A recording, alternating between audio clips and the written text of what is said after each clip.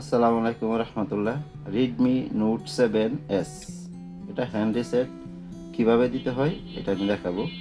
কিন্তু একটা জিনিস মনে রাখবেন, ভিতরে যদি কোনো সময় জিমেইল অ্যাকাউন্ট দেওয়া থাকে তাহলে এই জিনিসটা চেষ্টা করবেন না।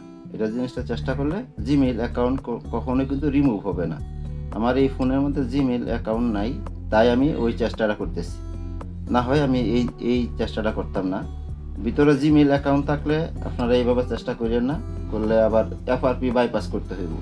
এটা শুধুমাত্র রিসেট দেওয়ার জন্য আর কি, ফ্যাক্টরি সেটিং যেটা বলে আর কি, ফ্যাক্টরি রিসেট যেটা বলে ওইটা করার জন্য শুধুমাত্র এই কাজটা। এটা যদি কখনো ভাবেন যে এফআরপি বাইপাস এইভাবে হবো না, আসলে হইতো না এইভাবে, এফআরপি বাইপাস এইভাবে হয় না। এটা শুধুমাত্র সেক্টরে ফরম্যাট দেওয়ার জন্য এই সিস্টেমটা করতে হয়। আর এই জিনিসটা করি শুধুমাত্র এফআরপি বাইপাস ছাড়া, শুধু হ্যান্ড রিসেট বা ফ্যাক্টরি সেটিং এভাবে দিলে ভালো। এফআরপি ভিতরে থাকলে এটা কোনো সময় এফআরপি বাইপাস হবে না, এটা 100% বলে দিলাম। ওরা আবার বললেন না, কমেন্ট করে বললেন না যে না, এটা তো আপনি তো বলছেন যে এফআরপি রিসেট হবো, কিন্তু আসলেই এফআরপি রিসেট এটা দিয়ে হয় না। এটা শুধুমাত্র মোবাইলটা ফরম্যাট দেওয়ার জন্য এই সিস্টেম, এর বাহিরে আর কোনো কিছু না।